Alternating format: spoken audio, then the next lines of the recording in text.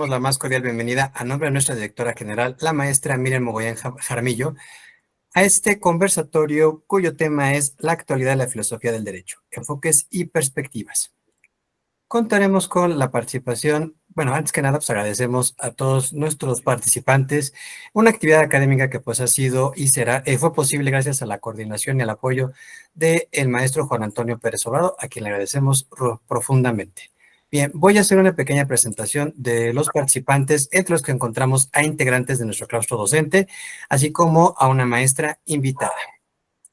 Bien, comenzaremos la presentación con el doctor José Ramón Narváez Hernández. Él es un destacado académico investigador en el campo del derecho con una sólida trayectoria que combina la docencia universitaria, la investigación jurídica y la divulgación cultural. Su enfoque interdisciplinario entre derecho, historia y humanidades lo ha posicionado como una voz innovadora en la cultura jurídica latinoamericana. A lo largo de su carrera, ha desarrollado proyectos que entrelazan el derecho con expresiones artísticas y culturales, particularmente a través del cine y otros medios audiovisuales, buscando acercar la cultura democrática y jurídica a la sociedad. Con una formación jurídica de excelencia, completó sus estudios de la licenciatura en Derecho en la prestigiosa Universidad Panamericana, obteniendo su título el 18 de agosto de 2000. Posteriormente amplió sus horizontes académicos en Europa, donde alcanzó el grado de doctor en Derecho por la Universidad de Ligia Story de Florencia el 17 de mayo del 2005, considerando así una visión internacional del derecho y sus fundamentos históricos. Más allá de la academia, José Ramón participa activamente en diversos proyectos sociales en México, demostrando que su visión del derecho trasciende lo teórico para buscar impactos concretos en la realidad social, particularmente a través de iniciativas que promueven la cultura democrática y los derechos humanos. Asimismo, también tenemos la participación de Fátima Samantha Mateos Magallón. Ella es licenciada en Derecho por la Facultad de Derecho de la Universidad Nacional Autónoma de México, maestranda en Derecho Constitucional por la misma casa de estudios, donde se encuentra realizando una investigación referente al principio de igualdad sustantiva y las implicaciones de su incorporación en el texto constitucional mexicano. Asimismo, es profesora a nivel licenciatura de la asignatura Teoría General del Estado en la Facultad de Derecho de la Universidad Nacional Autónoma de México y cuenta con 4 años de experiencia en el Servicio Público Federal. Asimismo, contamos con la participación de el doctor Walter Arellano. Él es integrante del claustro docente del Instituto Libre de Derecho de Estado de Hidalgo.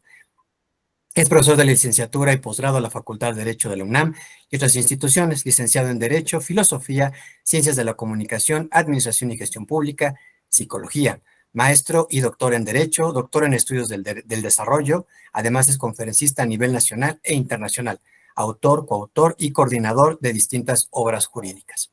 Fue acreedor al premio Raúl Cervantes Ahumada a la mejor tesis de maestría en el año 2018 con la tesis La enseñanza creativa del derecho. Es autor de los libros Bajo la lupa, Análisis de casos relevantes en la elección 2018, hacia una agenda ciudadana para 2024. Introducción a la perspectiva jurídica y modelo para la enseñanza de la filosofía del derecho mediante el método de casos, 66 lecciones. Asimismo, coordinó las obras Los derechos en serie de Breaking Bad, a Black Mirror, El derecho laboral en el cine, Teoría jurídica contemporánea 2, pues, Cuentos sin corbata, Estética jurídica y coautor del libro interactivo El árbol de la democracia. Sus líneas de investigación son arte y derecho, derechos humanos, filosofía del derecho, perspectiva jurídica, inter y transdisciplinariedad jurídica, educación didáctica y pedagogía del derecho. Por último, no es importante, tenemos a Juan Antonio Pérez Obrado. Él es licenciado en Derecho por la Facultad de Derecho de la UNAM. Asimismo cuenta con el posgrado de especialista en Derecho Internacional Público, maestro en Derecho y actualmente está cursando el doctorado en Derecho, es decir, es candidato al grado. Posee asimismo el grado de maestro en estudios en Relaciones Internacionales por el programa de posgrado de la Facultad de Ciencias Políticas y Sociales de la UNAM. Y también realizó una estancia de investigación en la School of Modern Language and Culture de la Universidad de Leeds en el Reino Unido.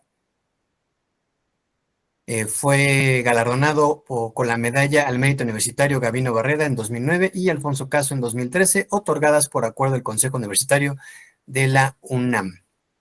Desde 2010 se desempeña como profesor en la UNAM y desde 2016 es miembro del Padrón de Tutores del Posgrado en Derecho. Imparte clases tanto en la División de Educación a Distancia como en el Sistema Escolarizado de la Facultad de Derecho de la UNAM. En ámbitos no académicos, fungió como asesor externo en la Consejería Jurídica de la Conferencia Interamericana de Seguridad Social entre 2019 y 2022 y, perdón, dedica su tiempo libre al trabajo literario, por el cual obtuvo un tercer lugar en el concurso Poesía en Voz Alta, organizado en marzo de 2013 por la Casa del Lago, José Juan Arriola y la Facultad de Derecho de la UNAM. Pues bienvenidos sean todos. Muchísimas gracias por su participación. Entonces comenzaremos con el doctor Narváez. Adelante, doctor. Lo escuchamos.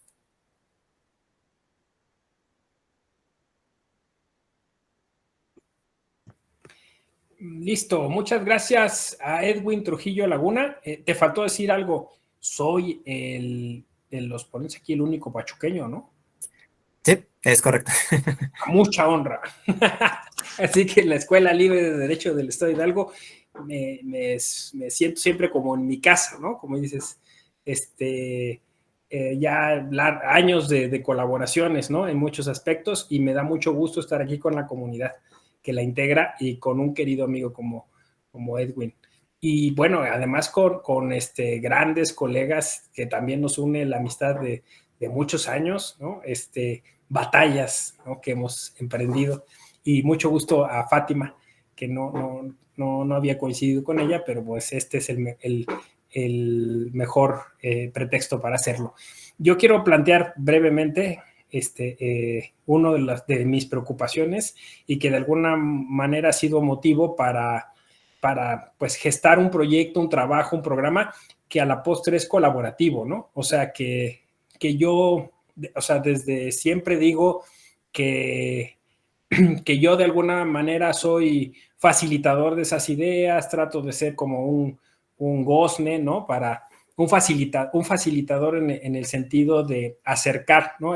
Algunas de estas preocupaciones a las personas discentes con las que tengo oportunidad de convivir, y pues siempre estoy pensando en ese sentido, ¿no? O sea, de poder como construir, ¿no? Y quizá pues es justo parte de la generación que me tocó vivir, ¿no? Donde pues salimos, digamos, yo digo, de este letargo moderno, o de este modernismo, ¿no? Que nos aislaba, que nos hacía individuos, que nos hacía apostarle todo al racionalismo, ¿no? Y, o sea, digo, sé que suena cliché, pero, o sea, somos la generación que piensa que las emociones juegan un papel determinante, que hay muchos lenguajes a través de los cuales se puede acercar uno a los temas, en concreto al derecho, ¿no? Que quizá también el concepto de filosofía tiene que entrar en disputa, ¿no? Porque ya no es ese gran relato, ese gran discurso que en algún momento fue, que es curioso porque además no lo fue por mucho tiempo, ¿no? En el siglo XIX se hablaba del derecho natural y después ya empezamos, en el siglo XX empieza a ser filosofía del derecho, y hoy incluso la filosofía del derecho, por ahí he leído, se resguarda más bien, o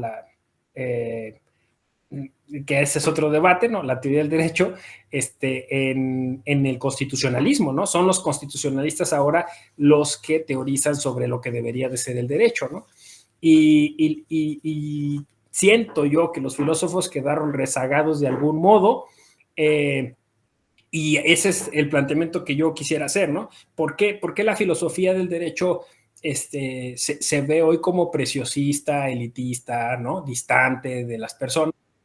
Y pues me parece que un poco porque fue construyendo un camino hacia ese punto, quizá porque la mayoría de los planteamientos coincidían con la filosofía analítica, y de alguna manera renunciamos a ver la filosofía en otros aspectos, en otros sentidos, que eso es pues parte también de nuestra idiosincrasia, porque al ser como latinoamericanos tenemos esta necesidad de validación, ¿no? de Occidente, y bueno, o sea, somos occidentales, ¿no? Pero necesitamos como decir lo que hacemos es riguroso, lo que hacemos es serio, ¿no? Nosotros también podemos leer esos autores complejos que ustedes leen, ¿no? Y entonces como sentimiento de, pues sí, como trauma podría ser, ¿no? En términos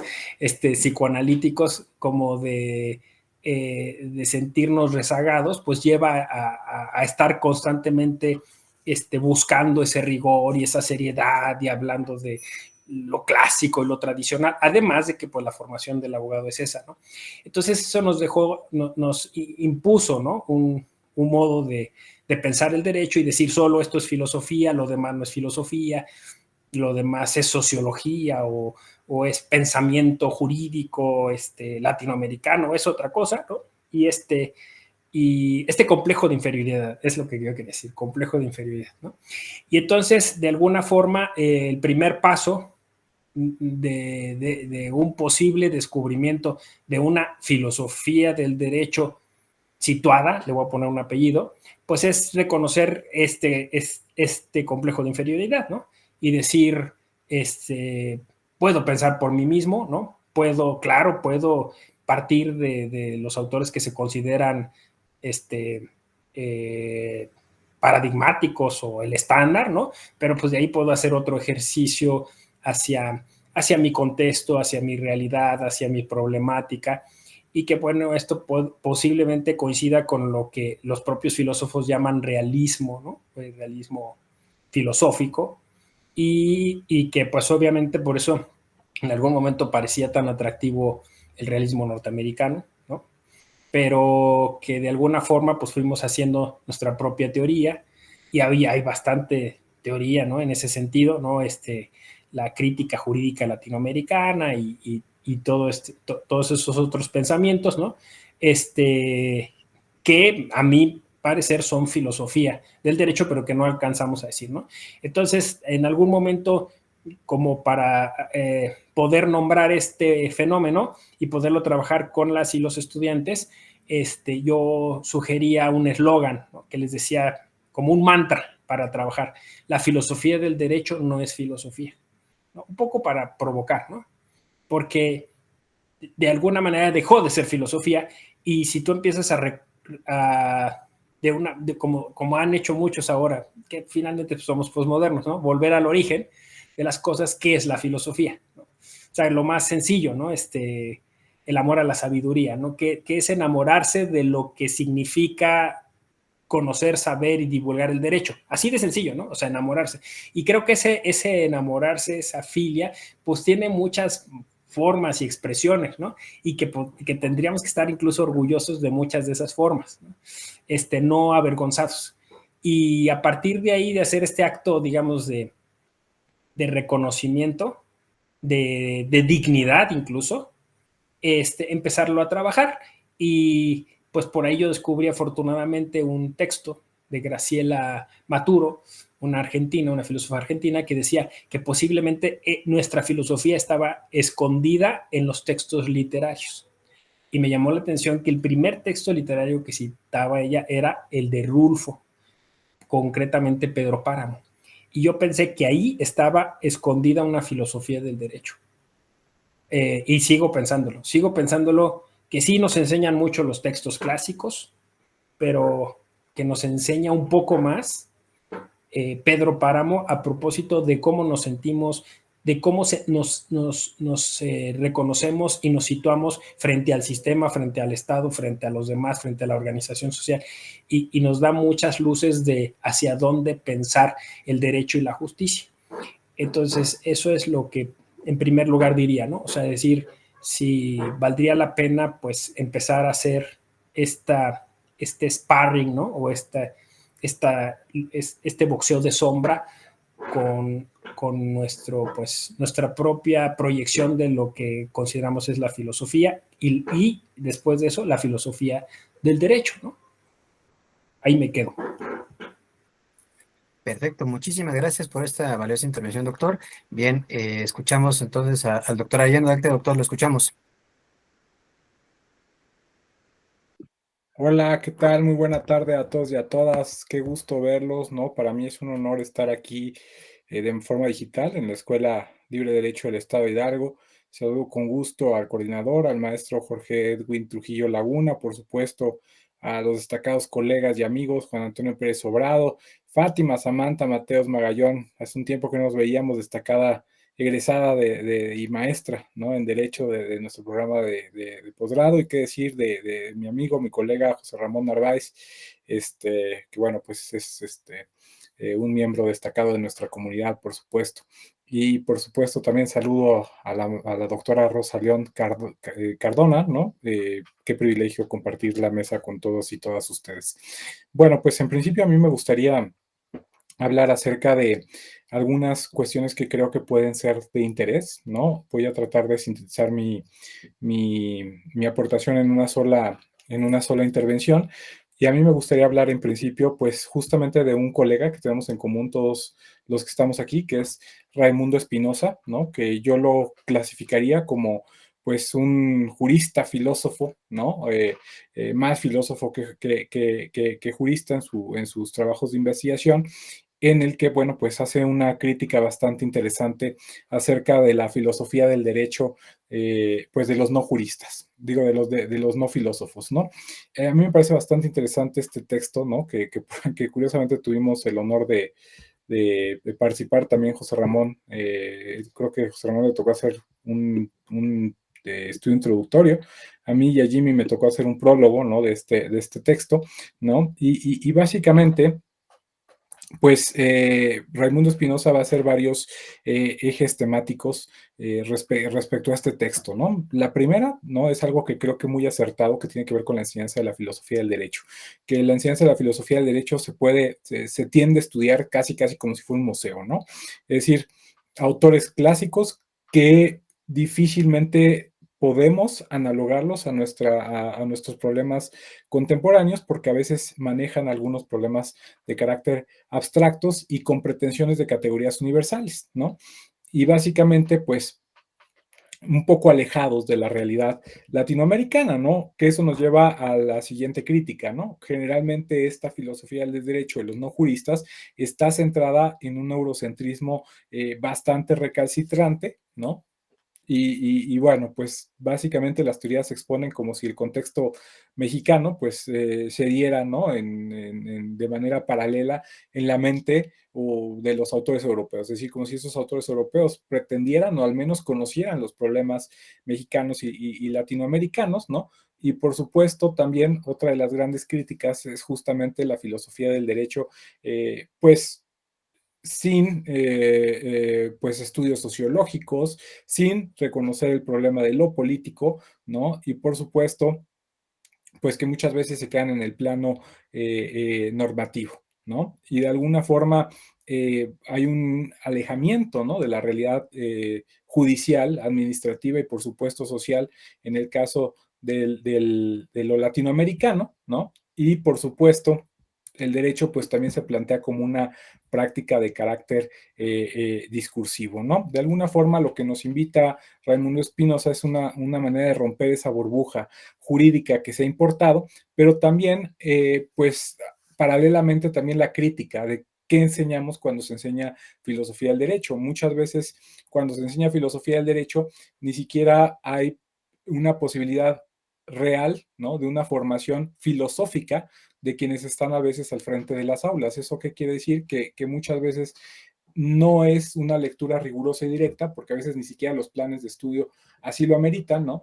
Por ejemplo, si nosotros analizamos el plan de estudio de la materia de filosofía del derecho a nivel licenciatura, pues nos vamos a encontrar con algo bastante simpático. ¿Con qué nos vamos a encontrar? Que básicamente el temario no es un temario de filosofía del derecho. En el mejor de los escenarios, y siendo demasiado generosos con ese temario, es un temario que podría llamarse Historia de la Filosofía del Derecho de Occidente, pero que realmente no es un temario que aborde auténticamente el tema o el problema de la filosofía del derecho, ¿no? Eso creo yo que cualquier persona puede dar cuenta de ver ese temario, ¿no? Y aunado así, como temario, tiene muchísimos problemas. El primero de ellos es que la mayor parte de las unidades está dirigida justamente eh, a un estudio demasiado ambicioso de autores, ¿no? Lo que les decía de alguna forma, ¿no? Es decir, como si fuéramos al Museo de la Filosofía y miren, pues aquí de este lado se encuentra a tal persona, ¿no? Con el mismo fetichismo que a veces uno va a los museos más famosos del mundo, ¿no? Louvre, por ejemplo, ¿no? Y la Mona Lisa, lejos de ser una cuestión de apreciación estética, pues realmente es más un fetiche, ¿no? Relacionado justamente por la exigencia de ir, ¿no? A ver la propia Mona Lisa, pues algo así se vuelve el temario, ¿no? Una especie de, pues tenemos que ver a tal autor y pues simplemente abuelo de pájaro, ¿no? De Kelsen dicen que dijo Kelsen tal cosa, ¿no? Porque además de todo, pues una de las críticas que podemos hacer a la filosofía del derecho de los juristas, es decir, que de los juristas que pueden adolecer de una formación auténticamente filosófica, pues es justamente, y no hablo de una licenciatura, sino simplemente de una formación autodidacta o fáctica, ¿no? Cualquiera de las dos. Entonces, lo que critica Raimundo Espinosa, pues de alguna manera es justamente eso, ¿no? Que pues realmente a veces se vuelve hasta de oídas, ¿no? O sea, ni siquiera una lectura de fuente directa y hasta cierto punto bajo un temario tan ambicioso, pues es justificable. O sea, ¿qué te vas a poner a leer de fuente directa al aproximado de casi 30 autores, ¿no? Que eso involucra y además de diferentes periodos históricos. Si ustedes hacen una analogía con cómo se enseña filosofía en la facultad vecina, ¿no? Carrera de la que soy egresado, por cierto, junto con Raimundo, Jimmy, por ejemplo, también compartimos ese egreso, es bastante interesante porque de alguna manera pues primero empezamos a ver textos jurídicos, textos filosóficos 1, y de ahí textos filosóficos durante toda la carrera. Historia de la filosofía 1, 2, 3, 4, 5, etcétera. Hasta que termina la carrera terminas viendo cada parte o cada entramado de historia de la filosofía, pero eso no es excluyente de la revisión textual de los textos, ahora sí que valga la redundancia, de los textos clásicos, y por supuesto, pues esto es una lectura un poco más seria. Y aún así, siendo la facultad de filosofía y siendo mucho más riguroso el alcance de los textos de fuente directa, pues hay ocasiones en que francamente los textos no se pueden pues leer de manera muy sistemática, ¿no? Por ejemplo, yo recuerdo que Historia de la Filosofía, no, textos filosóficos 1, yo lo tomé con Hughes Picone, ¿no? Y pues Hughes Picone era un especialista en Heráclito y tardó todo el semestre en hablar acerca de Heráclito y ni siquiera terminamos el texto de Heráclito, ¿no? Sobre la naturaleza. Entonces, francamente es sumamente complejo esta situación y creo que eso nos está delimitando en un aspecto, es decir, el hecho de que no haya una formación o generalmente no hay una formación sólida, no solamente por parte del temario, que es demasiado ambicioso, por parte de los operadores académicos, sino que también tenemos otro gran problema. Ese gran problema es que dado pues estas inconsistencias que a veces los propios alumnos se dan cuenta, ¿no? En principio por la propia ambición del temario, pues es justamente que hay una tendencia a que en múltiples universidades, ¿no? Pues está eliminando la materia de filosofía del derecho, ¿no? Y no estoy hablando de universidades en lo local, sino también este fenómeno tiende a expandirse pues en el plano de lo global, ¿no? Por ahí lo estuve buscando justamente para platicarlo el día de hoy, desafortunadamente no lo encontré, pero estuve haciendo un análisis de currícula comparada de varias escuelas y revisando cómo es que, sobre todo a nivel internacional, cómo es que se empieza a mostrar la ausencia curricular de la filosofía en los planes de estudio. Y eso es preocupante, pero justificable, ¿no? Porque, bueno, pues, notoriamente ahí está la evidencia, ¿no? Planes demasiado ambiciosos, poca aportación, no solamente teórica, sino práctica, ¿no? Es decir, mucho de todo, pero poco de nada, ¿no? O sea, entonces, de alguna manera, pues hay esa tendencia justamente a la reducción de la filosofía. Tal vez nos las hemos ganado, ¿no? Por esta crítica que hace Spinoza Raimundo Spinoza acerca de justamente la filosofía del derecho de los juristas, ¿no?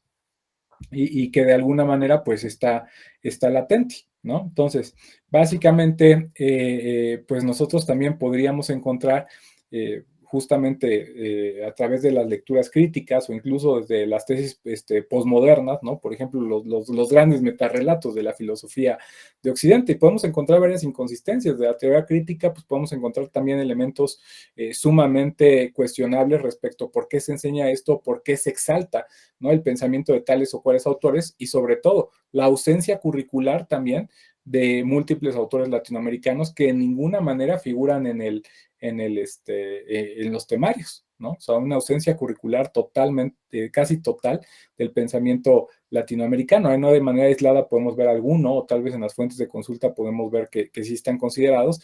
Y bueno, por supuesto, esas perspectivas de la filosofía del derecho, pues no son nada alentadoras, ¿no? Entonces, viendo, pues de alguna forma, un,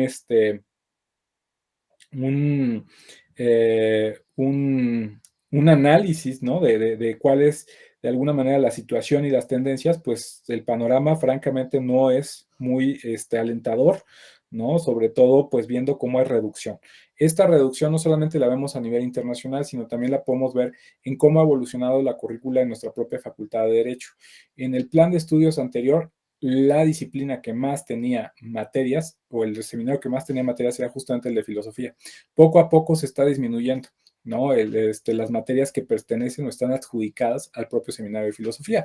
Verbigracia, la materia de derechos humanos, que desde mi perspectiva hipernatura habría de estudiarse desde el problema de lo filosófico más que de lo constitucional, pues emigró, ¿no? Del seminario de filosofía al seminario de derecho constitucional.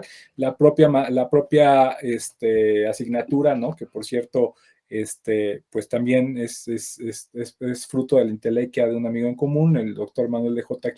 Jiménez. Pues es una materia que no está en el seminario de filosofía, está en el seminario creo que de derecho romano, ¿no? O sea, como dice el meme, ¿no? Dewey no es, ahí no es tu familia, ¿no? Entonces, ¿cómo es que de alguna manera pues se empieza así como el cambio climático, ¿no? Que hace que de alguna manera el mar empieza a cobrar tierra, ¿no? Pues lo mismo pasa, ¿no? Es decir, la filosofía empieza a perder terreno. Y esto es algo que creo yo bastante preocupante, ¿no? Porque creo que la filosofía, pues es justamente lo que nos dota de la capacidad de problematizar, de cuestionar, de poner en duda el derecho y, por supuesto, pues de pensar a través de otras personas para formar nuestro propio pensamiento. Entonces, en ese sentido, pues no dejo de exaltar mi preocupación. Me gustaría ser un poco más,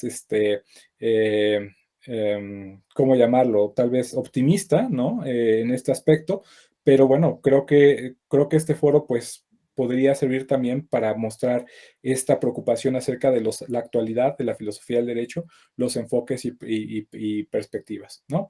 Si vemos ahora el lado medio lleno, pues también la filosofía nos ha dado pauta para el crecimiento de otras áreas de disciplina. En los últimos años he trabajado mucho el tema de prospectiva jurídica desde la vertiente filosófica y bueno, pues nada más a modo de destacar un poco el entusiasmo o poner un poco esa cuestión, pues la gran ventaja es que en tanto haya creatividad siempre va a haber forma de defender la filosofía, en tanto haya pues voluntad y ganas académicas, siempre vamos a poder plantear nuevos problemas filosóficos y eso sigue vigente, pero no dejamos de observar esa problemática hasta cierto punto justificada de esa pérdida de terreno de la filosofía en los planes de estudio del derecho. No dejamos de observar también, pues a veces, pues los problemas, ¿no?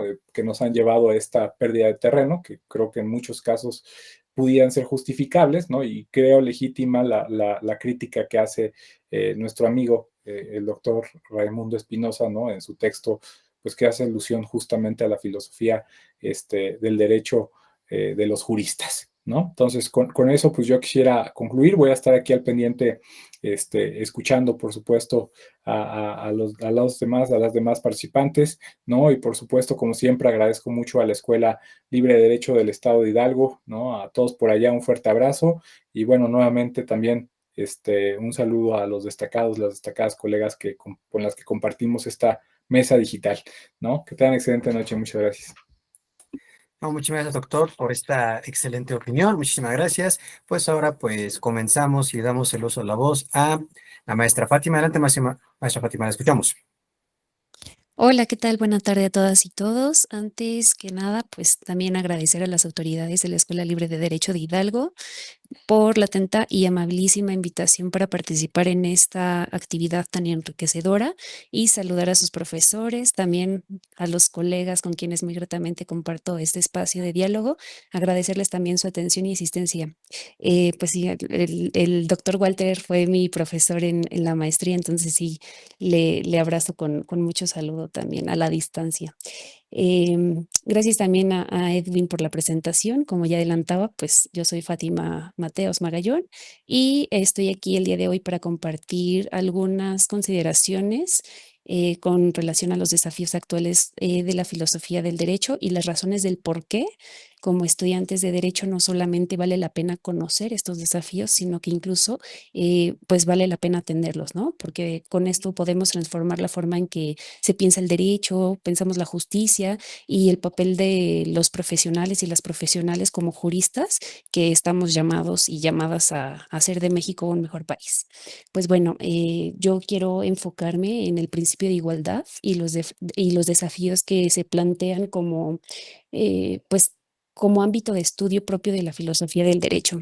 En este punto, pues les adelanto y comparto que me parece especialmente importante uno de los temas de estudio de la filosofía, no solo por las implicaciones intrínsecamente que representa este principio, yuxtapuesto con el de no discriminación, ¿no? Como actualmente lo reconoce nuestra Constitución, pero pues no solamente un valor intrínseco y justo per se en su propia naturaleza para el establecimiento de la sociedad y el Estado, sino para su progresión y transformación, ¿no?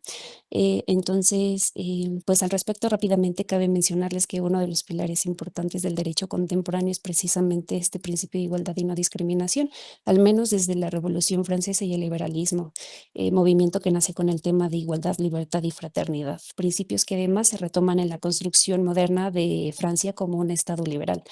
Pero para efectos de este diálogo yo me pregunté qué desafíos filosóficos enfrentamos hoy con relación a este principio y desde mi punto de vista, el primero y el más dificultoso de estos desafíos es reconocer la igualdad en dos facetas.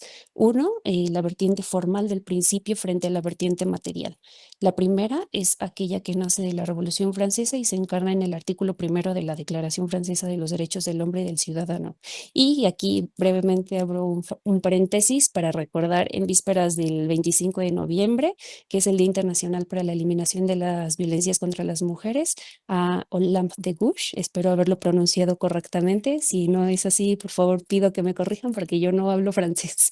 Y bueno, pues recordarles, ¿no? Contextualizar esta mujer que al mirar que en la Declaración de los Derechos Humanos del hombre y del ciudadano francés, abierta y públicamente quedaron excluidas las mujeres del amparo de estos derechos humanos, ¿no? Entonces ella valientemente redactó la Declaración de los Derechos de las Mujeres y de las Ciudadanas, no solamente como un acto de valentía y como ser la voz de las mujeres que habían sido excluidas, ¿no? Sino como buscando los mecanismos para materializar la verdadera igualdad, porque ¿cómo podemos hablar de igualdad si solamente nos referimos a un sector de la población? En este caso, o en ese caso de la Declaración Francesa, pues de los hombres, ¿no? ¿Igualdad entre qué o igualdad frente a qué o contra qué? ¿Cuál sería el verdadero parámetro de verificación de esta igualdad? Bueno, cierro mi paréntesis porque si no, pues me extiendo y agoto los pocos minutos que me quedan. Y no es en sí el tema de igualdad de género lo que quiero abocarme, sino en abstracto el principio de igualdad en su generalidad. Ahora, pues retomo mi idea para decirles que este principio que nace a raíz de la Revolución Francesa en su vertiente formal, que es aquella que se plasma en el ordenamiento jurídico, como el reconocimiento de la igualdad de todas y de todos ante la ley, que como ya adelantaba también en México retomamos en el primero y en el último párrafo de los artículos primeros constitucionales y después reforzamos la idea en la primera línea del cuarto constitucional al establecer que la mujer y el hombre son iguales ante la ley. Pero desde un punto de vista jurídico-filosófico, pues debemos reconocer que no basta con que la ley establezca formalmente que todas las personas somos iguales, ¿no? O sea, es decir, esta igualdad formal no es suficiente, sino que debemos preguntarnos, y aquí es donde nos apoyamos de la filosofía jurídica, si las condiciones reales de la vida que actualmente vivimos, en la sociedad en la que nos desarrollamos, porque es una sociedad jurídicamente organizada y jurídicamente válida, legítima, pues si las condiciones permiten una igualdad sustantiva o la materialización de esta igualdad formal que reconocemos en la ley. Es decir, esta vertiente material de la igualdad no se consigue con el reconocimiento liso y llano de la ley, con este principio de igualdad, sino que a través de las políticas públicas, reformas legales y otros mecanismos como las acciones afirmativas, es como las autoridades del Estado pues generan este emparejamiento del piso, ¿no? Cerramos brechas, rompemos techos, eliminamos los pisos pegajosos para todas las personas y promovemos que efectivamente se tenga el mismo acceso a las mismas oportunidades. ¿Y por qué? ¿No? Ya lo adelantaba también el doctor Walter y también el doctor José Ramón, pues el derecho, perdón, la filosofía del derecho, además de ser esta ciencia que nos habla sobre el amor al conocimiento, el amor al saber, el derecho, pues también nos ayuda a vislumbrar el por qué, el para qué, el cómo y el cuándo también tiene que cambiar, ¿no? Entonces, en este caso, pues estudios interdisciplinares entre ellos sociológicos y filosóficos, nos muestran que existen desigualdades estructurales de carácter económico, de género, de raza, que requieren un enfoque más profundo que el simple reconocimiento legal. Por ejemplo, para garantizar la no discriminación, que es este principio yuxtapuesto a la igualdad, es necesario considerar no solo la forma en la que se presenta una situación discriminatoria, sino las condiciones subyacentes, es decir, las características especiales que representa la naturaleza de esta persona, ¿no? Acá el uso de la filosofía no solamente es un marco teórico de referencia, sino como puede funcionar también como una herramienta argumentativa, pues la filosofía del derecho interviene cuando interpretamos qué significa igualdad en normativas concretas, qué trato diferencial es justificable y cuál no lo es, en qué casos, por qué. Y este tipo de análisis es clave para pues para el quehacer de las y los juristas, ¿no? En específico, pues en el ejercicio de las decisiones que se toman, al menos en nuestro máximo tribunal en México, lo vemos muy claro, ¿no? El uso de las herramientas argumentativas e interpretativas, que son también base de la filosofía jurídica. Em, y bueno, pues hay una autora argentina que me gusta mucho que se llama Liliana Rinconi, que ella argumenta que para afrontar las situaciones estructurales de discriminación se requiere acciones positivas, reparadoras y transformadoras basadas en reconocimiento, redistribución y participación. Y de esto se encarga la filosofía del derecho. Esto implica un desafío teórico y práctico para el derecho, es decir, cómo diseñar mecanismos normativos que no solamente prohíban la discriminación, sino que efectivamente promuevan una igualdad sustantiva.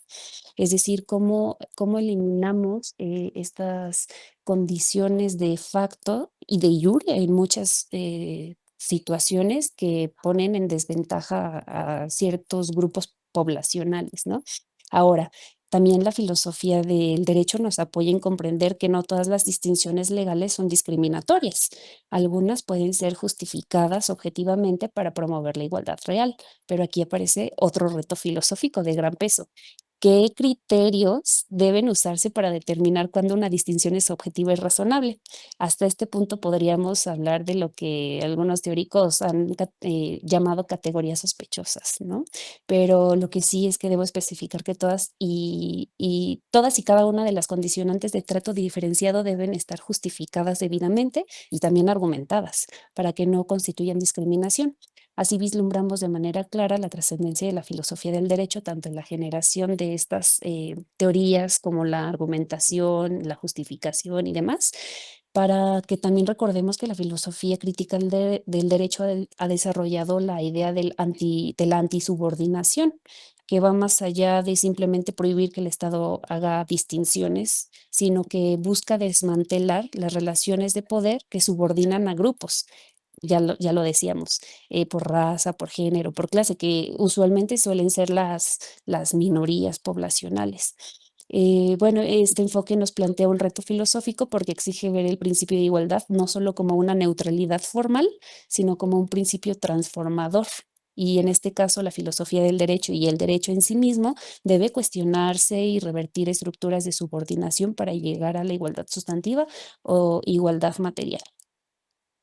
Ahora, pues, digo, para dar continuidad también a mi participación, también podemos pensar el principio de igualdad en su estrecho vínculo con la dignidad humana desde la filosofía del derecho. Esto implicaría que la igualdad debe entenderse no solo como un mandato legal, sino como una existencia de corte más moral o ético, y el derecho debe legitimarse en un reconocimiento moral de la igualdad de dignidad, y esto nos complejiza y amplía el tema primigenio, ¿no? O sea, un poco el recordar también que pues el carácter axiológico de valores y demás que podemos analizar a la luz de la filosofía jurídica y que nos da mucha luz con relación a qué es lo que es bueno y es justo para una sociedad, para su inclusión en el derecho, ¿no? Ya lo decía también el doctor Walter, en esta mirada prospectiva del derecho, si echamos mano de la filosofía del derecho, podemos advertir ciertas circunstancias que deben modificarse por su propia naturaleza, porque ya no nos encaja en nuestras propias dinámicas sociales o porque es definitivamente necesario hacer un cambio, ¿no?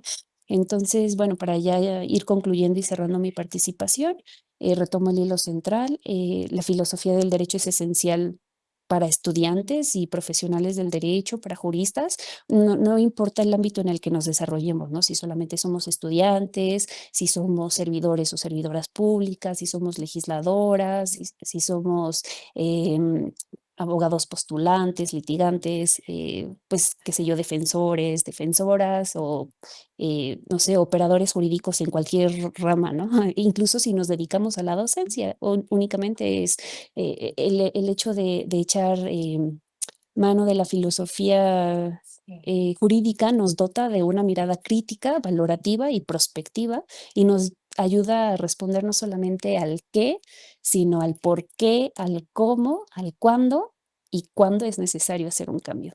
Y con relación al principio de igualdad y no discriminación, aunque sea uno de los principios más claros y aceptados como intrínsecamente justos y válidos y legítimos por su propia naturaleza, pues en sí mismo, pues es muy complejo, ¿no? Entonces, pues nos representa muchos retos filosóficos profundos en su individualidad. No basta solamente con decirlo, solamente decirlo no nos sirve de nada. Entonces es necesario interpretarlo, es necesario aplicarlo críticamente y transformarlo para ir respondiendo a las necesidades que se nos van presentando en la vida social. Y pues nada, espero que estas consideraciones hayan mostrado un poquito la importancia de la filosofía del derecho, no solamente como una teoría distante, ya lo decía el doctor José Ramón, ¿no? Sino como una dimensión activa y práctica que puede transformar la manera en cómo abordamos como estudiantes y como profesionistas del derecho el quehacer de nuestra profesión y el cómo hacemos la ciencia del derecho. Y yo estoy aquí igual a su disposición y le paso el balón filosófico de la igualdad al moderador para que sigamos con este conversatorio. Gracias. No, al contrario, maestra, muchas gracias, una excelente participación. Ahora pues vamos a cerrar este pequeño bloque con la participación del maestro Juan Antonio. Adelante, maestro, lo escuchamos con muchísimo gusto. Muchas gracias, estimado Edwin, muchas gracias a la Escuela Libre de Derecho de Hidalgo en general por el espacio que siempre, ¿no? Que de forma tan generosa nos dan. Igual para mí es un gran honor, un placer enorme compartir espacio con colegas como Fátima, Samantha, que nos conocemos ahí en varios proyectos, ¿no? De filosofía, de derecho y literatura, etcétera.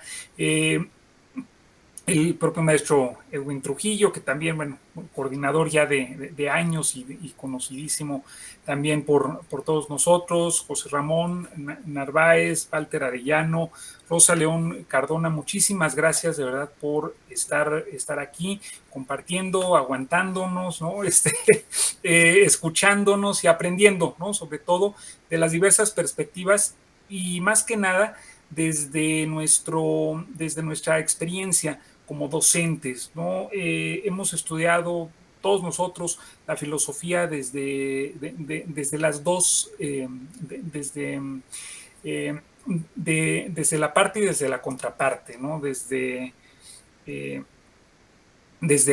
la banca del aula hasta la tarima, ¿no? Hasta la conducción de un grupo. Y creo que en las dos perspectivas nos hemos podido dar cuenta, como ya lo han comentado aquí Walter Arellano, José Ramón, Fátima, en diferentes perspectivas, cada uno desde su punto de vista, cada uno desde nuestras propias líneas de investigación, José Ramón del arte, del cine en específico, y el derecho, un derecho alternativo, la cuestión del necroderecho, ¿no? Incluso Walter Arellano, pues desde las cuestiones de prospectiva, ¿no? Desde las concepciones constructivistas del propio derecho, Fátima, desde cuestiones de género, ¿no? Igualdad, etcétera. Y bueno, mi propia perspectiva que recoge un poquito, yo he aprendido también de cada uno, igual desde la cuestión del arte y del derecho, más que nada enfocado hacia literatura y derecho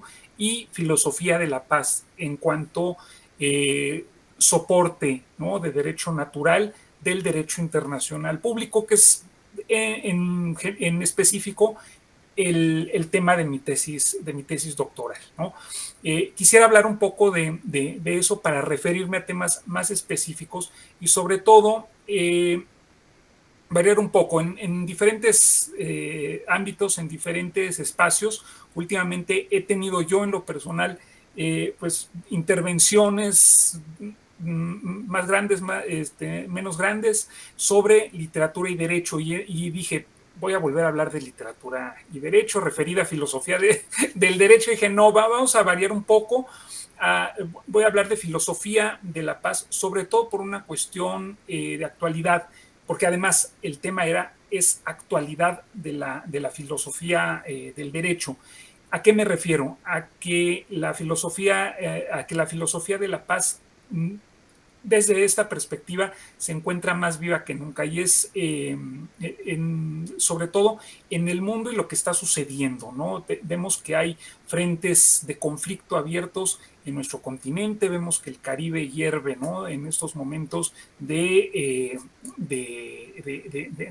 flotas militares norteamericanas, vemos que hay un frente en Ucrania, ¿no? Vemos que hay otro frente terrible, ¿no? Hecatombes tristísimas y muy lamentables en Gaza. Vemos en otras partes que quizá no tienen tanta resonancia mediática, pero que de hecho la debieran de tener, en Sudán, en Yemen, en el sureste asiático, en muchos lugares. Y creo que hoy como nunca, en un mundo tan polarizado, quizá no tan polarizado desde que cayó el muro de Berlín, es preciso darle un espacio a la filosofía de la paz, ¿no? Ya lo comentaba José Ramón, Walter, Fátima, autores clásicos, ¿no? A los cuales quizá haya que revisitar en algún momento, releerlos a la luz de lo que sucede y extraer qué es lo que nos pueden decir, ¿no? En este preciso momento, qué es lo que podemos extraer como enseñanza para tomar elementos que nos sirvan en la academia para comprender fenómenos, o en el servicio público, en la toma de decisiones para tener mayores elementos con los cuales decidir, ¿no? Yo en lo personal considero que mis estudiantes o los estudiantes, ¿no? En general, serán los futuros funcionarios, ¿no? Y entre más sólida una formación filosófica en general, pues van a tener, como ya comentó muy atinadamente Fátima, mayores elementos de argumentación, mayor formación, ¿no? En cuestiones esenciales del derecho, no únicamente técnicas, sino sobre todo cuestiones teóricas, morales, éticas, que sin duda alguna impactarán de alguno o de otro modo en el ejercicio profesional del derecho en el ámbito en el cual se desempeñen, sea el servicio público, sean como abogados postulantes, en la academia, en donde sea. Muy bien, a esto procedí a elaborar una breve presentación que, si gustan, pues la pongo a disposición, ¿no?, de todos ustedes o del público al cual vaya dirigida este conversatorio, en el cual me referí en exclusiva a los aportes kantianos para entender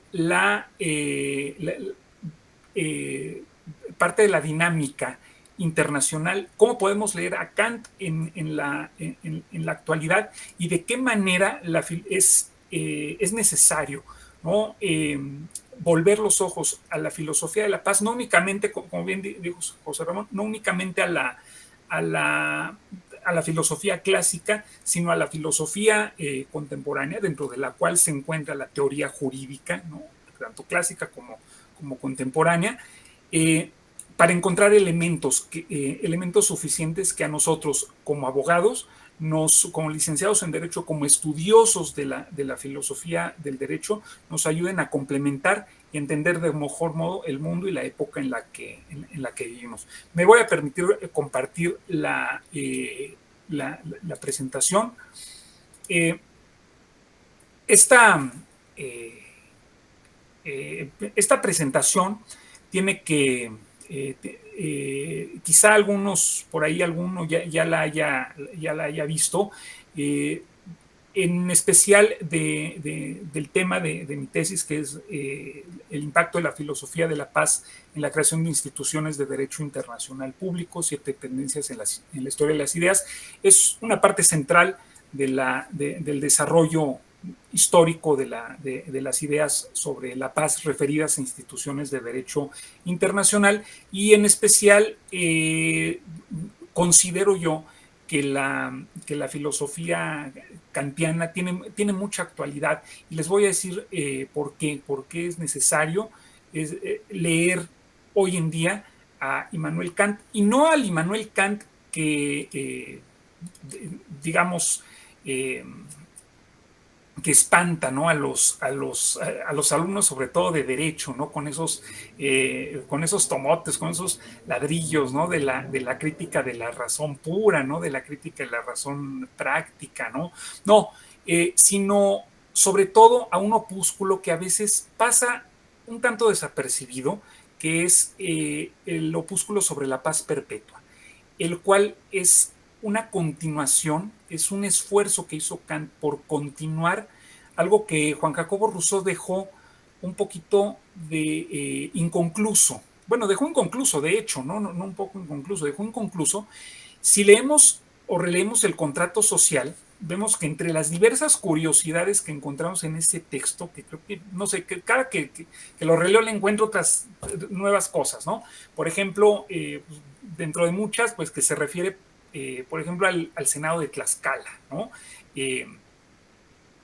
Se refiere, ¿no?, a cuestiones, se ve que era una persona versada en la conquista de México, pero al final hay un parrafito donde termina el contrato social, dice, bueno, Rousseau expresa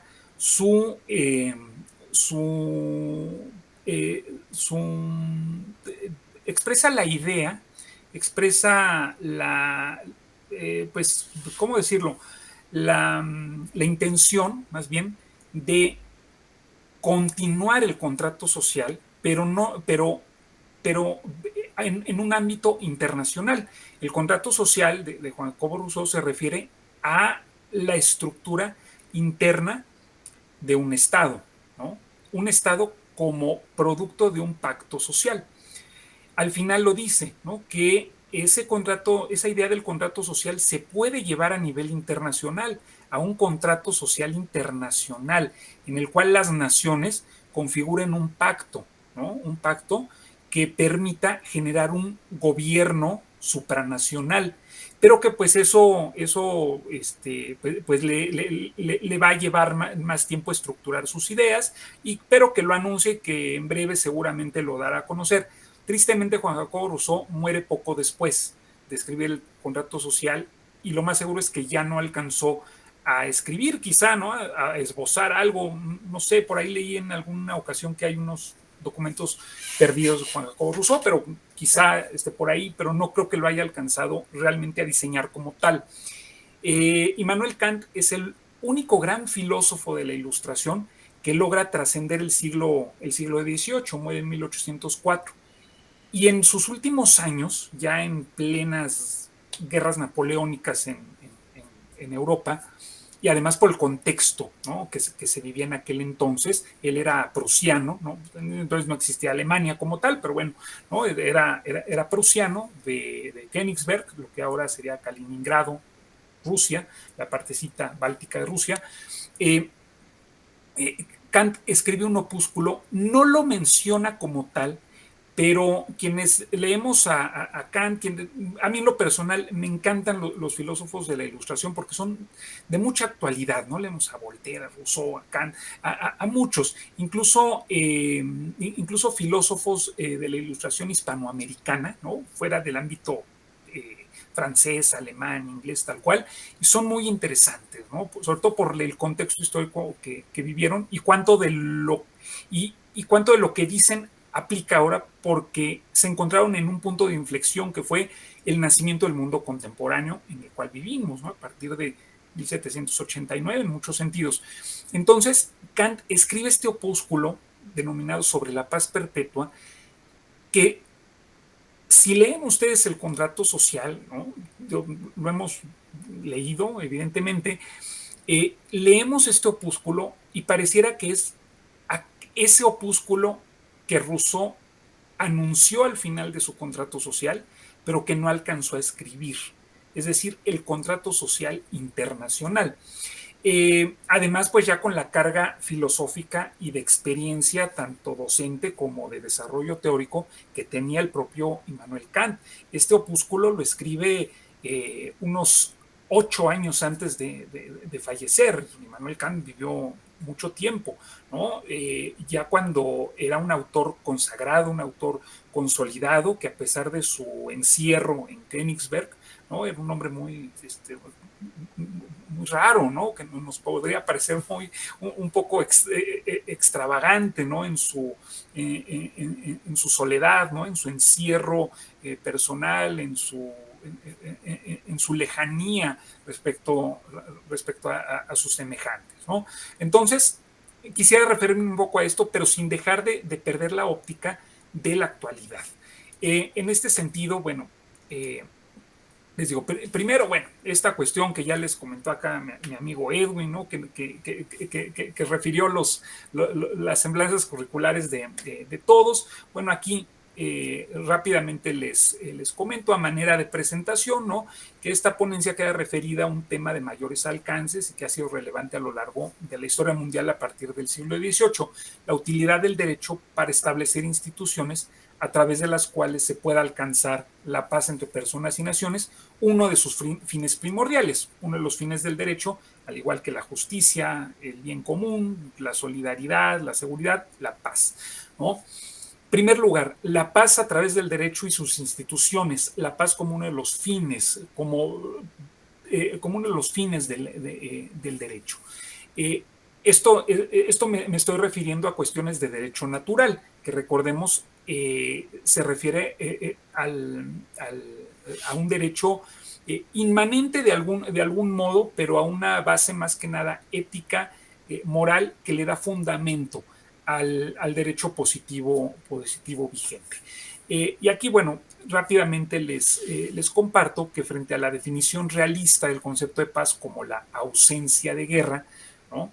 La filosofía de la paz aunque desarrollada desde la antigüedad, es ya de forma concreta y sistematizada, desarrollada a partir del siglo XVIII con la Ilustración, ha elaborado concepciones de cada vez una mayor complejidad, con matices naturalistas, como les comento, éticos, morales, que han sido fundamentales para la creación y consolidación de diversas instituciones de derecho internacional público. Vamos a ver cómo cuáles, entre ellas, pues ya se imaginarán la ONU, la Cruz Roja, la Unión Postal, en fin, muchísimas otras.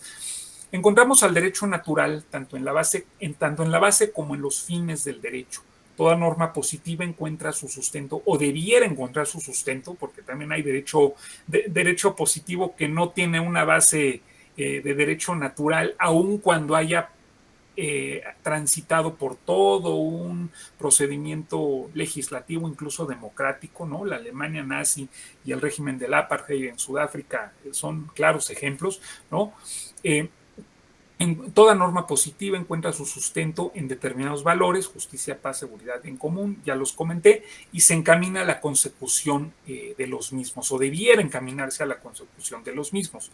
El derecho positivo, por tanto, puede ser entendido como norma a través de la cual se revela de manera práctica el derecho natural, ¿no? Es decir, el derecho natural como base, el derecho positivo como instrumento, como herramienta para llevar a cabo esta base, ¿no? de derecho natural, el cual por sí mismo no podría materializarse de otra forma. El derecho natural como debe ser y el derecho positivo como ser. Esto que les estoy comentando, pues lo encontramos, ¿no? en la base de nuestras clases de introducción al estudio del derecho o la introducción a la teoría del derecho. Abundando más a este respecto. La norma jurídica no puede ser norma por sí misma, sino que debe tender a la consecución del bien, de determinados valores o de ideales. Entre ellos podemos señalar a la paz, entre otros la seguridad jurídica, el bien común, etcétera. Y la paz, sobre todo para referirnos al tema central de lo que quiero exponer, que es las instituciones de derecho internacional público. De acuerdo con los aportes de la filosofía de Kant, debemos tomar en cuenta que estos fines constituyen parámetros hacia los cuales la norma jurídica debe tender, pero que es difícilmente alcanzarla por completo. ¿Por qué? Porque los fines y principios del derecho son valores, ¿no? Los fines son paradigmas, es decir, y los valores, pues conforme la sociedad cambia, los valores cambian también, de alguno o de otro modo, ¿no? No es lo mismo quizá el concepto de democracia o de paz o de justicia que tenemos el día de hoy, ¿no? Que al que había hace 20, 30, 40, 50 años, ¿no? Vemos cómo el propio derecho es reflejo de un cambio social, ¿no? Que de uno o de otro modo se va dando. A mis alumnos les pongo el ejemplo, ¿no? de las causales de divorcio, un concepto que hoy, en este momento, México 2025, nos suena anacrónico, pero que hace 20 años era lo común y se enseñaba en las aulas como derecho vigente. Las causales de divorcio ahora nos parecería algo completamente completamente fuera de proporción, que se tenga que demostrar un hecho fehaciente para que un juez pueda conceder un divorcio, ¿no? Es un ejemplo que pongo nada más. A lo más que puede aspirar la norma jurídica es a su perfeccionamiento constante, por lo mismo, por este cambio social. Al tratar el tema de la paz como uno de los fines del derecho, es interesante señalar que el objetivo general de este tema de la paz, radica en posibilitar la convivencia armónica entre seres humanos en una sociedad. Es decir, que el objetivo final, ¿no?, del derecho es el bien general y los fines a los que ya nos hemos referido son los que lo hacen posible. De esta forma, considero yo en lo personal a la paz como el fin primordial del derecho. Sin ella, los demás fines no pueden realizarse. En un ambiente de caos y destrucción es imposible imaginar la consecución de los demás valores que ya comentamos: libertad, igualdad, justicia, etc.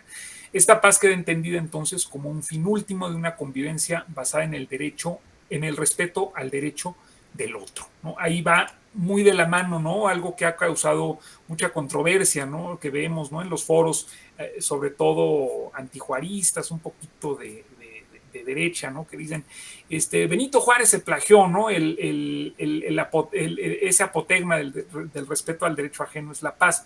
Sí, tiene mucho de kantiano, pero Kant nunca lo dice en este opúsculo de la paz perpetua.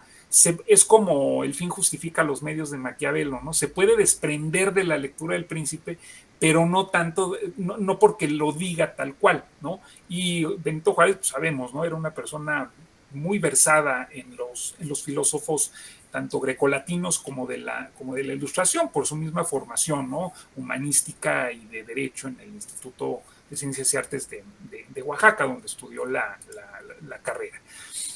Derecho y moral en Kant, ¿no? El derecho como instrumento para la consecución de una paz perpetua en el mundo. Esto quizá pueda sonar, ¿no? Un poco pues, exagerado, ¿no? Paz perpetua en el mundo, pero hay que entender, ¿no?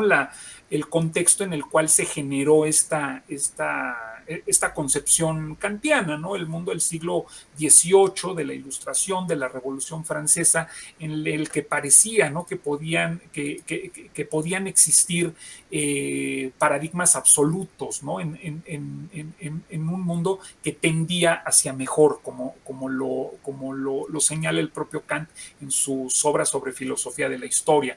Kant era un filósofo un tanto idealista, optimista, ¿no? Al igual que muchos autores de la Ilustración, Voltaire, por ejemplo, ¿no? Con su Cándido y su idea de que si todos cultivamos nuestro jardín, es decir, hacemos lo que nos corresponde en el mundo, este mundo será mejor, ¿no?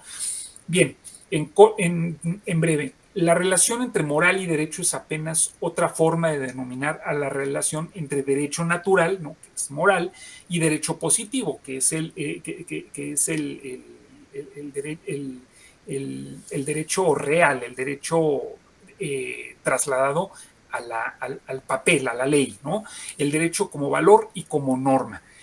Immanuel Kant es un autor que destaca en el panorama de la filosofía del derecho al profundizar en este tema, tanto en su metafísica de las costumbres, en el cual desarrolla ideas muy interesantes respecto de la moral, de manera general, como en el apéndice a su opúsculo sobre la paz perpetua de forma particular, en el cual aterriza incluso en la forma de un tratado, en la forma de la propuesta de un tratado, entre naciones para configurar un gobierno supranacional.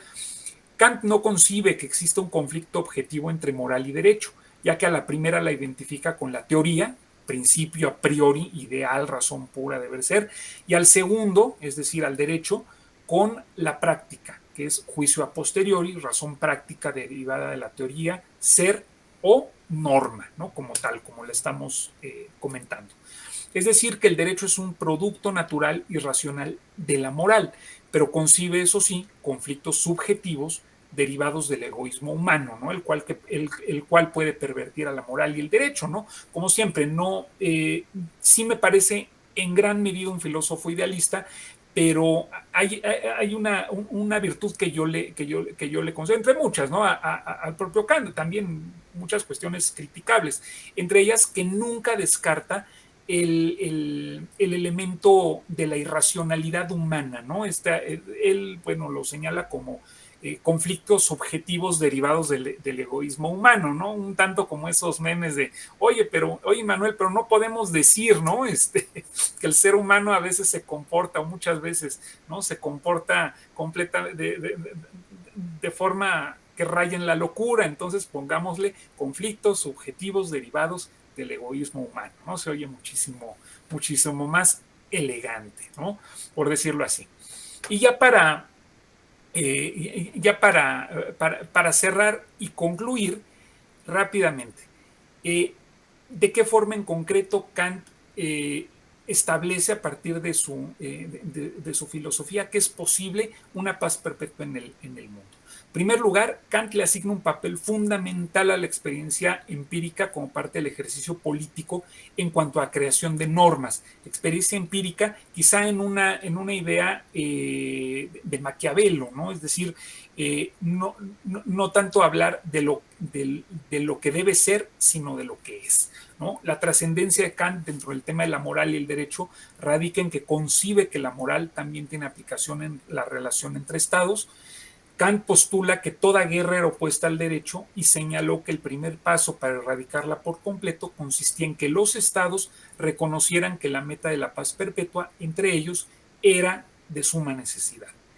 Asimismo, postulaba la eliminación gradual de la guerra a través del establecimiento de un orden jurídico internacional traducido en una confederación de estados. Esto quizá nos pueda resultar ya completamente anacrónico, decimos, pues es claro, no es evidente, pero asumámonos que estamos en el siglo XVIII, ¿no? En plenas guerras napoleónicas, en donde el establecimiento de un orden jurídico internacional era una aspiración, como en este momento pudiera ser aspirar a llevar al ser humano a Júpiter, a Urano o a Neptuno, ¿no? Evidentemente, ¿no? Se veía algo muy, muy lejano, ¿no? Porque si a los seres humanos se les podía constreñir a partir de un orden estatal que los impulsara a conducirse de acuerdo con el derecho, a los estados, ¿quién los podía subsumir? ¿Quién los podía obligar? ¿No? Así como el meme un poquito, oblígame perro, ¿no? A ver, obliguen a la potencia hegemónica a que cumpla con la ley, con la norma jurídica internacional. Aún hoy, año 2025, se nos antoja muy complicado, ¿no? Cómo hacer que Israel, cómo hacer que Estados Unidos, cómo hacer que Rusia, cómo hacer que China, cómo hacer que Japón, que la India cumplan con el orden jurídico internacional. No vayamos lejos, con algo que nos afecta a todos, con la cuestión del cambio climático, ¿no? Sigue siendo una cuestión muy de actualidad, pero ¿desde cuándo se comienza a desarrollarse teóricamente esta cuestión que hoy nos parece ya algo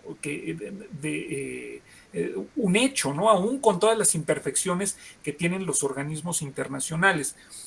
En dicha confederación de la cual habla Kant en su opúsculo, los Estados miembros renunciarían a hacer la guerra entre ellos de manera permanente, aunque estarían preparados para hacer frente a cualquier amenaza proveniente del exterior. Pero Kant no se detiene ahí.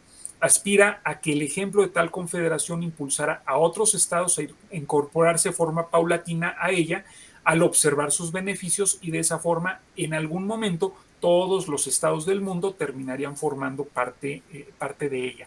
Esta es una idea muy de la Ilustración, ¿no? El hecho de, por ejemplo, Voltaire, una de las críticas así más acerbas contra Voltaire de sus contemporáneos era esa, ¿no? Igual contra Kant.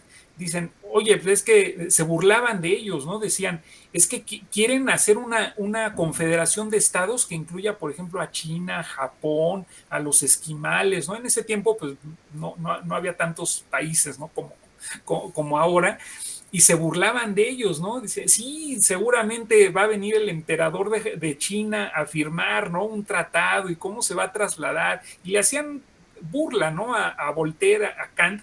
Y ahora, pues, vemos a Xi Jinping, ¿no? A Vladimir Putin, a Donald Trump, ¿no? Viajando por todo el mundo. Bueno, a Putin con restricciones, ¿no? Ya ven que está ahí, tiene una orden, ¿no? En varios países que si pisa lo detienen. Pero vemos, ¿no? Ahora es algo que en el siglo XVIII parecía inimaginable, que ahora es algo que se nos antoja común y corriente en la política internacional, y que hoy en día, y que en aquel entonces, pues, al leer a estos autores, nos sorprende que en aquel entonces, que no había aviación, que no había ni siquiera ferrocarril, no había telecomunicaciones, hubiera filósofos que pensaran en eso, ¿no? En establecer un orden internacional en el cual formaran parte todas las naciones de la Tierra, ¿no? Y ya para concluir en específico, desde esa perspectiva de lo que les estoy comentando, sería deseable que la idea del contrato social rusoniano, del cual ya les hablé, y del y del que es sucedáneo este opúsculo de Kant, se trasladara de manera efectiva al ámbito internacional, tal cual lo propone el propio Kant, y que los actores internacionales que viven efectivamente en un estado de naturaleza, es decir, en el siglo XVIII decir estado naturaleza, es decir, era decir el estado salvaje, ¿no? Renunciaran a dicho estado para asignar un pacto de seguridad y legalidad dentro del cual pudieran dirimir sus controversias de manera pacífica. Considero que la paz continuará siendo durante mucho tiempo solo una aspiración, pero que los esfuerzos que se han realizado hasta ahora para construirla no han sido del todo fallidos ni vanos. Ejemplos por poner, ¿no? Ejemplos concretos, el Congreso de Viena en 1814-15, que estableció un orden jurídico internacional de equilibrio entre potencias hegemónicas que duró 100 años hasta el estallido de la Primera Guerra Mundial y que desde la Pax Romana no se ha vuelto a ver, ¿no? La ONU, instaurada en 1945 y que cumplirá sus primeros 100 años en 2000 hasta 2045. Veremos si rebasa, ¿no?, el orden jurídico implantado por el Congreso de Viena, ¿no?, en el siglo XVIII. Partimos de la idea de que el derecho y las instituciones por él creadas no son más que instrumentos, medios o herramientas entre un ideal o valor que los inspira y un fin determinado al que la sociedad en su conjunto aspira. Por ello mismo, y en un momento más les comentaré, una de las conclusiones de mi tesis en general es ese. Si existe un ideal o valor que inspira una institución y esta institución se logra configurar, no va a tener éxito completo si no hay una sociedad civil participativa que le dé sustento, ¿no? Podemos tener la mejor de las instituciones, el marco jurídico más de avanzada, pero si no hay una sociedad que participe, que interiorice la bondad de dicha institución o de dicho marco jurídico, no va a tener absolutamente ningún éxito, ¿no? Creo que en muchos marcos teóricos se deja fuera a las colectividades y a las individualidades, ¿no? Decimos, necesitamos una institución, pero pocas veces leemos que esa institución, por más perfecta que sea, no sería nada sin una participación de la comunidad, ¿no? Que esa comunidad interiorice la bondad de poseer una institución como tal. Por otro lado, no constituyen los únicos medios para alcanzar un ideal estos instrumentos, ¿no? Que comentamos, ¿no? La idea de que el derecho y las instituciones por él creadas no son más que instrumentos, medios o herramientas. En este caso, el de la paz mundial, ¿no? Este ideal. Como construcciones sociales y culturales, derecho e instituciones requieren de la acción impulsora del ser humano, ya sea legal o extralegal, para lograr sus fines. Y extralegal no digo ilegal, ¿no?, sino el ser humano como, tanto en lo individual como lo colectivo, como actor político, ¿no?, como suscriptor de un contrato social llamado Estado o como suscriptor de un contrato internacional. Vemos que ahora el derecho internacional ya no solamente tiene como sujetos a los estados, ¿no?, como en el derecho internacional clásico, sino que ahora el derecho internacional público reconoce como sujetos también, ya no solo organismos internacionales, etcétera, ONGs, sino al propio ser humano. Vivimos en un mundo, eso ya suena, en estos momentos ya suena como lugar común, pero es cierto, vivimos en un mundo altamente globalizado en el cual todos nosotros, de alguno o de otro modo, somos sujetos de derecho internacional porque tenemos un impacto, ¿no?, en la vida internacional. Simplemente a través de redes sociales tenemos un impacto, ni siquiera somos quizá conscientes del impacto que pueden tener nuestras ideas, un escrito, etcétera, ¿no? De esta forma puede intentarse una respuesta de la siguiente manera al problema, ¿no?, de si es posible instaurar, ¿no?, la paz en nuestro mundo o construir una forma de paz. Sí, la paz es posible a través del derecho y sus instituciones, pero no únicamente a través de ellos. ¿qué es lo cómo complemento esta idea? Que para que el derecho y sus instituciones puedan llegar a ser instrumentos eficientes en la consecución de la paz mundial, se requieren esfuerzos en muchos ámbitos: políticos, sociales, económicos, educativos, científicos, de género, etcétera. Y en la medida en que estos esfuerzos se nutran de la participación de esta sociedad civil a escala global, el éxito de dichos esfuerzos se verá mejor recompensado, ¿no? Solo la acción posibilita la consecución de cualquier fin, pero la acción también depende de cierto conocimiento y conciencia de lo que se necesita realizar y la finalidad que quiere alcanzarse, ¿no? Es decir, no luchar por luchar, ni lanzarnos por lanzarnos, sino prepararnos del mejor modo. Y creo que la academia es un gran elemento. Y no solamente la academia institucional, sino la enseñanza, los procesos de enseñanza-aprendizaje que puedan realizarse a nivel comunitario, fuera del ámbito institucional, por ejemplo, ¿no? En nuestro día a día, en diversos foros como este, sin duda alguna, etcétera. Por ello es indispensable masificar el conocimiento y posibilitar el acceso a herramientas educativas a la mayor cantidad de personas posible, de tal manera que los seres humanos, constituidos como sociedad civil a escala global, se encuentren en condiciones de ser factores decisivos en la construcción cultural de la paz. Bueno, finalmente aquí les indico parte de la bibliografía, ¿no? que me ha servido de mucho, que me ha servido de base para generar estas ideas, estas propuestas. Y bueno, pues aquí se las dejo, se las haré llegar con el maestro Edwin Trujillo para que, bueno, pueda ser aprovechado por todas, por todos, por el público que nos escuche. Y pues muchas gracias por su atención. Quedo atento, dudas, preguntas, comentarios. Perfecto, muchas gracias, mi estimado maestro. Una excelente charla, una bastante interesante lo que nos comenta con respecto a esta situación de la paz. Muchísimas gracias. Bien, doctor Narváez, continuando, algo que nos quiera compartir de lo que llevamos del desarrollo de nuestra actividad.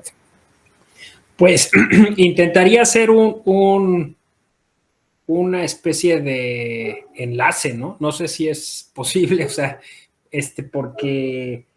porque sí fueron como muy distintas y diversas las participaciones, pero en aras de que, y seguramente voy a ser pues arbitrario en muchas cosas y a lo mejor interpretaré de más o de menos, ¿no? Lo que aquí se dijo, pero justo por la convocatoria que nos hiciste, Edwin, de que reflexionáramos sobre la filosofía del derecho en el Día de la Filosofía, ¿no?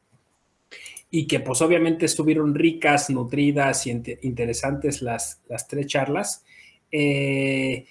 Yo diría así como, tratando, insisto, de hacer como una especie de punto, ¿no? Que nos pudiéramos llevar de punto de comunión, eso no así, ¿no? Que de alguna forma estamos todos buscando que la filosofía del derecho sirva para algo, ¿no? Lo dijo Fátima, ¿no? Estamos preguntándole a la filosofía del derecho si nos puede ayudar a resolver el gran tema de la igualdad, ¿no? De la igualdad sustantiva. Y decía, no solo en el ámbito de, pues eso, de simplemente de regodearnos de ese saber o de ese conocimiento, sino para hacer algo, ¿no? Para resolver estas cuestiones sobre cómo sería tomar a todas las personas por igual y no hacer estas categorías sospechosas o no discriminarlas. Justo estaba dándome cuenta igual lo que ella decía, que mañana es 25, ¿no? Cuando hablamos de la erradicación de las violencias contra las mujeres, ¿no? El día 25, que será mañana, pues también es muy, muy emblemático. No sé cuándo pase esta charla, pero seguramente pues todos tenemos presentes esa fecha. Y luego, bueno, lo que decía Walter, ¿no? A propósito del reto que representa plantear un programa que capacite y dé competencias a los estudiantes y estudiosos del derecho para los diversos retos y problemas que se tienen a futuro, ¿no? A partir de esta visión prospectiva. Y luego lo que está diciendo Juan Antonio, ¿no? Cómo afrontar el gran tema actual, que desgraciadamente sigue siendo actual, de la paz, ¿no? Que no permite avanzar en muchos otros aspectos, justo porque estamos atorados ahí y no lo hemos logrado resolver. Y también, pues, preguntándole algo muy, muy práctico, ¿no? ¿Cómo resolvemos la paz? ¿Cómo hacemos, ¿no? Que las personas también tengan una habilidad para hacer esas cosas. Y entonces a mí se me ocurría que quizá hay algo en común, ¿no? Hay algo en común en nuestras charlas, y es la necesidad de incorporar este raciocinio práctico, o sea, la filosofía del derecho como una serie de competencias o de habilidades que nos permitan generar esa sociedad futura en la cual pues, nos pongamos de acuerdo, en la cual no discriminemos, ¿no? En la cual digamos, aquí está habiendo una situación que genera conflicto y no genera paz, y que genera distanciamiento y genera desatendidos y desentendidos, ¿no? Y yo ahí creo que sí hay una cuestión sobre la que hay que avanzar, que nos falta desde la filosofía del derecho, y es quererlo ver siempre desde arriba. O sea, quererlo ver de forma vertical, ilustrada, ¿no? No sé cómo decirlo, porque, o sea, queremos preguntarle a la filosofía y de nuevo atar a la filosofía, ¿no? O sea, es decir, la filosofía me va a servir para algo, pero en realidad creo que la filosofía es una forma de pensar y una forma de vivir, ¿no? Y entonces, yo ahí encuentro en todas las intervenciones que esta forma de pensar y de vivir tiene que ser crítica, que salió a relucir en todo, ¿no? Tiene que ser eso, pensando a futuro, y tiene que ser de este modo, pues, más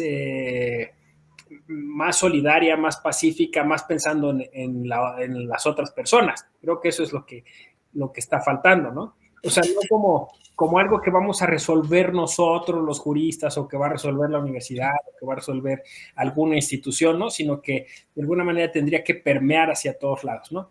Me queda ahí quizá el tema que planteaba Walter a propósito de los escritos de Raimundo Espinosa, ¿no? De si, pues, la filosofía del derecho tendría que hacerse por filósofos, ¿no? O sea, filósofos que estudiaron filosofía, ¿no?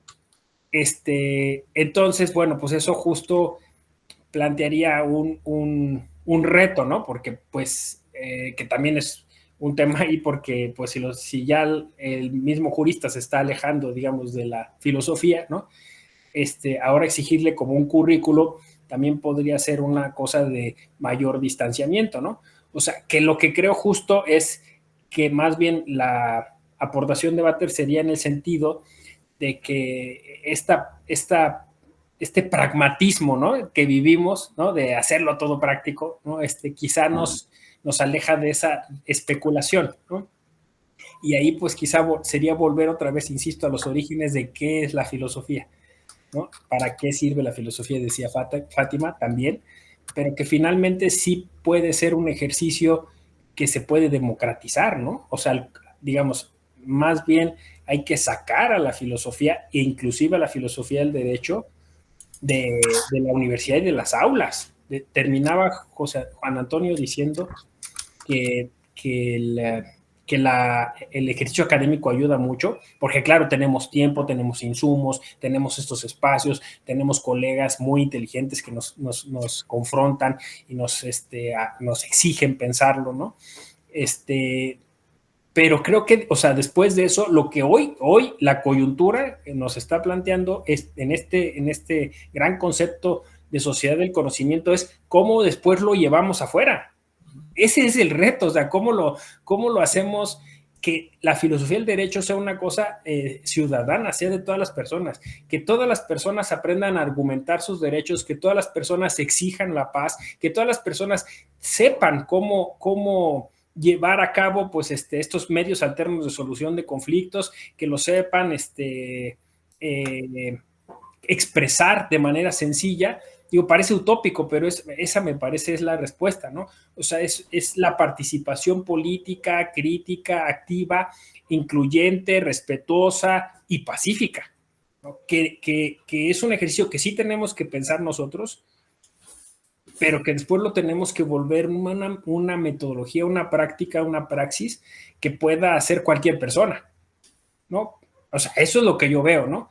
Y que es la universidad que se está esperando en el futuro, ¿no? No sé, o sea, esta sociedad del conocimiento implica eso, ¿no? O sea, no es conocimiento de una institución que se resguarda, que se atesora, que solo se mejora por mejorar, sino que se lleva allá afuera, ¿no? Y eso se le está exigiendo también al constitucionalismo, ¿no? Se le está exigiendo a la administración de justicia, y no solo en nuestro país, en todo el mundo, ¿no?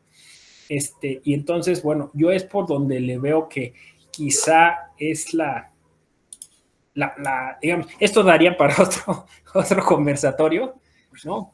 Porque, pues, por ejemplo, en el tema de Juan Antonio, pues, con la literatura se puede hacer eso, ¿no? O sea, y además, pues, la literatura está en muchos lados, ¿no? O sea, dice, bueno, es que la gente ya no lee, pero está viendo series de televisión que se basan en novelas que se basan en grandes relatos que han estado ahí presentes desde el drama griego, ¿no? Entonces, pues así encontrar el modo, ¿no? De hacer de estas narrativas algo identitario, algo que nos una, algo que nos explique, algo que nos dé sentido, con lo que hace Fátima, pues también bien interesante, ¿no? Cómo hacerlo a partir del constitucionalismo, ¿no? A partir de los derechos que hoy tienen también un reto, y pues de la mano de los filósofos que tienen esta experticia, que tienen este conocimiento, ¿no? Eso es lo que yo diría. Yo, por cierto, hice el bachillerato en filosofía. Hice 3 años de filosofía. Entonces, bueno, pero no es ese, o sea, el tema no es ese, no sé si me explico, o sea, no es un tema de falacia de autoridad, ¿no? O sea, sí es un tema de construir algo, ¿no? Sensato. Gracias por el espacio, Edwin, gracias Juan Antonio, gracias Walter, gracias Fátima a la distancia, que seguro irá después esto, por pues construir algo, ¿no? Por animarnos, dar nuestro tiempo. Estamos generosamente dando este tiempo, ¿no? Creo que eso ya habla bien de las personas que estamos aquí y de quien lo está fomentando. Pues muchas gracias por esas conclusiones, muchas gracias. Aquí igual, maestro Juan Antonio, si nos gusta comentar algo más. Claro, pues ya como conclusión, sí, en efecto, yo creo que ese es el gran reto y además al que yo creo que nos enfrentamos día con día, ¿no? Los académicos, cómo sacar del aula, ¿no? La masa crítica que ahí se genera. Muchas veces ni siquiera con nuestra propia familia, ¿no? Me han preguntado, oiga, profesor, seguramente, ¿no? Su familia le gustan mucho estos temas, pues no, ni tanto como uno quisiera, ¿no? ¿Cómo hacerlo? ¿No? ¿Cómo interesar al otro? ¿Cómo hacer que vea en los temas quizá o más abstractos o más técnicos, cómo llevarlos de una forma interesante, de una forma mucho más amable, en un lenguaje cotidiano, a las personas que no tienen una formación institucional académica, ¿no? Como nosotros, como los alumnos, etcétera. Yo hay una pregunta que siempre les hago, sobre todo cuando he dado la materia de teoría del Estado. ¿Ustedes consideran que lo que vemos en esta materia o lo que ven en derecho constitucional, en derechos humanos, etcétera, debe ser patrimonio de los estudiantes del derecho o debiera ser conocido por todos, ¿no? Y pues evidentemente la generalidad de los alumnos me dicen, no, pues debería de ser conocido por todos, ¿no? Todos debiéramos saber qué forma de Estado tenemos y por qué forma de gobierno, por qué presidencialismo, de qué versa nuestra Constitución, de dónde viene, por qué, toda esta cuestión, ¿no? Hasta aspectos prácticos como es cierto que puedo librar, ¿no? Irme al torito si me agarra el alcoholímetro, ¿no? Así cuestiones, ¿no? Mira, acá otro invitado, ahí la mascota. Y Kelsen es. Kelsen, mira, Kelsen. Saluda, Kelsen. Ahí el siguiente va a ser Acá está Hegel. Working. Entonces, creo que ese es el gran reto, ¿no? Cómo llevar fuera del aula, fuera de la institución, ¿no? Yo creo que lo que han sido, por ejemplo, las cuestiones comunitarias indígenas, ¿no? El ZLN, los autogobiernos, por ejemplo, ¿no? Los regímenes de usos y costumbres nos han marcado en muchos sentidos lo que se puede hacer, ¿no? Lo que es construir realmente comunidad, y no únicamente comunidad de colegas, sino comunidad territorial, ¿no? Yo en lo personal, yo por ejemplo participé como en la elección de este año como candidato a juez civil aquí en la Ciudad de México del Poder Local, y de verdad muchos colegas, muchos estudiantes, todos me preguntan qué es lo que más se llevó, ¿no? de esa experiencia, y les dije, lo que más me llevé fue el descubrir o redescubrir el territorio, la gente, ¿no? El volver a estar en contacto, porque a veces se encierra uno en el aula, ¿no? Ya sea virtual o física, ¿no? Se encierra uno en el cubículo, y es muy padre y todo, ¿no? Y con wifi y todo, pero no sale uno. Entonces, el hecho de establecer contacto con la gente que no tiene estudios de derecho, que a lo mejor tiene otro tipo de estudios y otro tipo de saberes muy respetables y muy elogiosos, pero no una formación técnica en derecho, ¿cómo explicarles? Simplemente el hecho de que el señor que vende las tortas te pregunte, oiga, a ver, aquí ya vino un candidato a magistrado, luego un candidato a ministro, y ahora usted que es candidato a juez, explíqueme qué diferencia hay entre juez, magistrado y ministro. ¿Cómo explicárselo a alguien que no tiene la formación en derecho, ¿no? ¿Cómo explicarle por qué, si la materia familiar también es materia civil, por qué hay jueces para familiar y otros para civil, ¿no? ¿Cómo explicarles esas cuestiones? ¿Cómo explicarles cuestiones de instituciones, de derechos humanos, ¿no? A personas que, les repito, no tienen esa formación técnica. Creo que eso nos hace falta en muchos sentidos.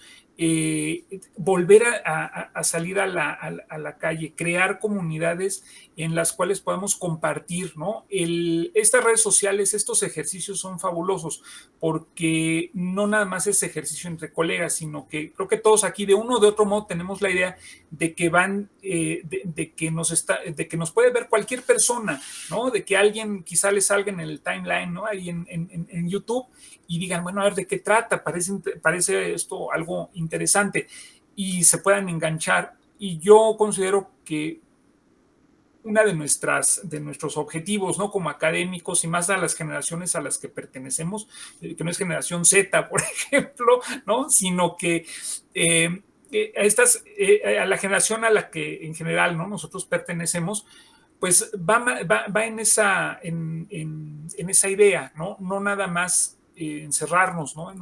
Y la información que tenemos, ¿no? Digo, todos hemos sido o alumnos o con discípulos.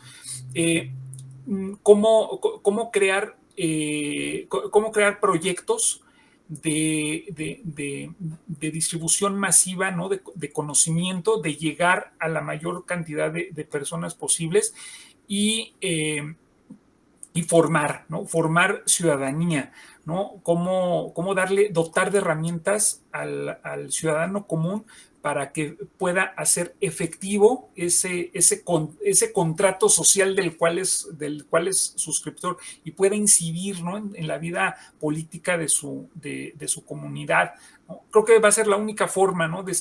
Para muchos me preguntan eso, ¿no? Y es válido, tutores, compañeros, todo.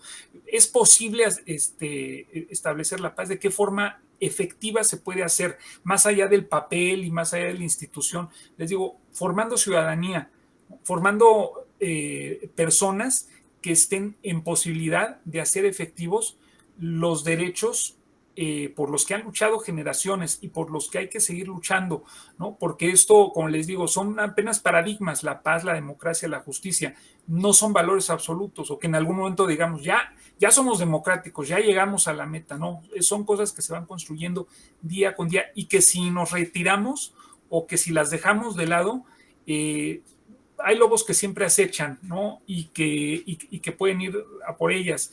Entonces, eso es lo que yo considero. Creo que va muy de la mano con lo que hemos estado comentando, y pues seguir, ¿no? Construyendo comunidad, ciudadanía académica, pero sobre todo tener esa idea. Y algo de lo que comentaba José Ramón, eso también es bien importante, cómo llegarle a la gente. Algo que a mí creo que con lo de cine, literatura, y algo que me ha funcionado ahora, y que tuvimos una clase pero fabulosa con los chicos de Derecho y Literatura, que es el anime, este anime de One Piece, que todos los chicos lo han leído o lo han visto, de verdad, y que se puede a partir de él generar, como en su momento, no sé, en nuestra generación fueron, por ejemplo, Los Simpson, otras series, ¿no?